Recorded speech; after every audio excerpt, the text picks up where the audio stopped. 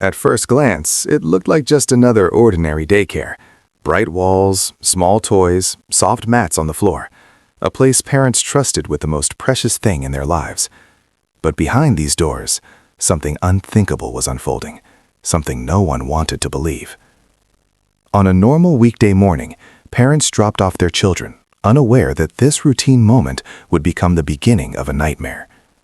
Hours later, emergency responders were called. A baby was found unresponsive.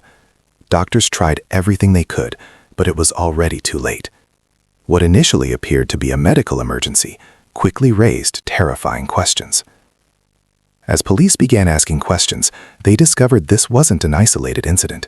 Another infant had suffered a similar collapse days earlier. Same daycare, same room, same caregiver present during both moments. A pattern was quietly forming, one that would soon shock an entire nation. Investigators interviewed staff members one by one. Most were cooperative, some were visibly shaken, but one worker stood out, calm, almost detached. Surveillance footage showed nothing obvious, but timelines placed this individual alone with the infants shortly before each incident.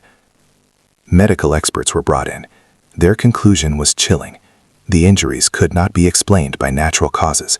There were no signs of illness, no history of medical complications. What they found instead pointed to intentional harm. When detectives confronted the suspect, the room went silent. What followed stunned even seasoned investigators.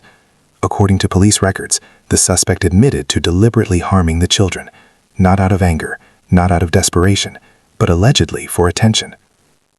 The confession sent shockwaves through the community. Parents demanded answers. How did this person get hired? Were background checks done? Why were warning signs missed?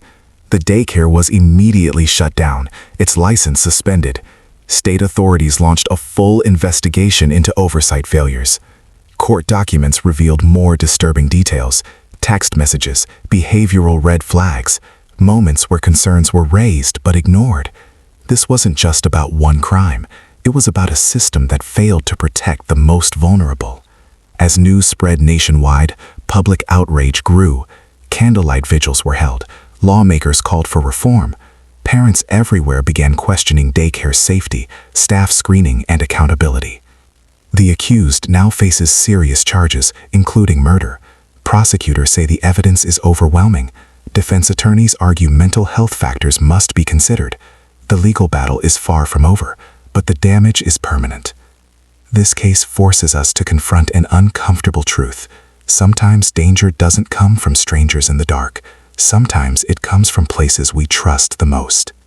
If you want more deeply researched true crime documentaries that uncover the truth behind shocking cases, subscribe to Dark Evidence Vault, because the stories that disturb us the most are often the ones we need to understand.